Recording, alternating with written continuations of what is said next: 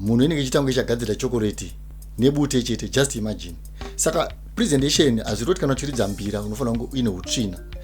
Unoda mumwe akazvirasira masese, uyanga iwo wakadaro iwo waudiwe panhu anoridza mbira. And izvi zvenyu zvinofanira kunge zviri smart. Kuti base panosvika wakatakura matezi aya anogadzirwa mabhegi akanaka. Mabhegi aya unongoridzwa kuti hawo munhu mune hosho iri kwecheka uku akabata chigubhu chemasese, uku rumwe ruoko rwakabata kasha yebute, bute rere rakazara pamunhu pese apa. Tarisai muone kuti vamwe vanhu vakaita sana Vembira vaya, they are very smart, those guys. They try by all means to be very smart. Vasingavazive ngavapitsvage team rinonzi ana Vembira vaya. Guys, you could see kuti no, those guys they are just smart. Vanhu Vembira hameno munombozvifambisa sei. Uri kutaura neclient, uri kupa basa, uri kuburisa kasha yebute. Why are you doing that?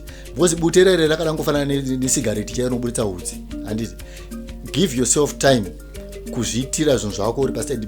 Vanhu Vembira must be professional. But rimwe timu iri raunoona richidedzwa kana kuti raiwa kumabira, raiwa kune mamwe mafunctions, guys, you won't even like it. Vanosvika ipapo vakabata zvimanyati zvezviya, vakabatidza mudzanga, bute riri uku, chihendike chifi chiri kubuda kubvisa madziwa ebute riya tsvina dzega.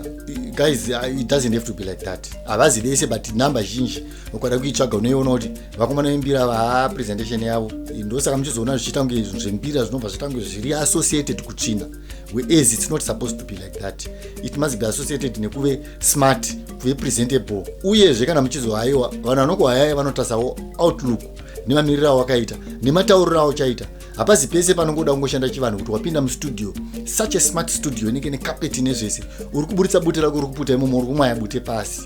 Why are you doing that? Even kutoputira bute mustudio kana kuti mumba memunhu kuti washanyira munhu wakusingotanga kuputa bute mumba make. Why are you doing that? Just go outside, woputa bute rako, wobvisa madziwa ako, wopukuta tsvina dzako, then wodzoka ove presentable. Zvinhu zvenyu zvinofanira kunge zviri professional.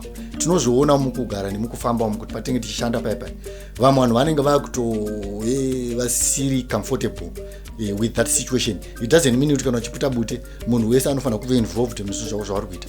Zvakangofanana nemunhu aputa masigarettes. Munhu anoputa masigarettes anofanira kungoenda panzvimbo yekuti haaafekte mumwe munhu, the next person. It's the same nebute. Bute harisiri ngoti pese pawangosvika uri kutaura zvebusiness uda kutonegotiata kuti no, toda kuti muridze panapa, wakuburitsira munhu iyeye bute. Saka that is not, it's very unprofessional. Saka vanhu vanoridza mbira vanofanira kuve nemastandards ekugadzira zvinhu zvavo kuti zvive zvakarongeka, kwete kuti vanhu Vembira vandozikanwa kunzi don't worry, vanhu Vembira vaya kana muda kuhaya, mukavapa $30 they will be okay, vari 4 they are okay. Mungovatakura netransport, mozongovatengera hwawa, which means pakutengerwa hwawa kreti yacho inoita mari.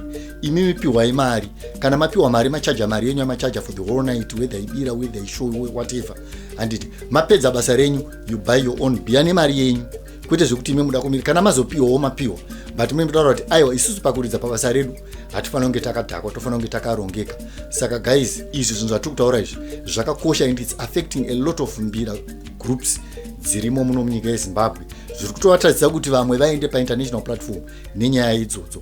Thank you.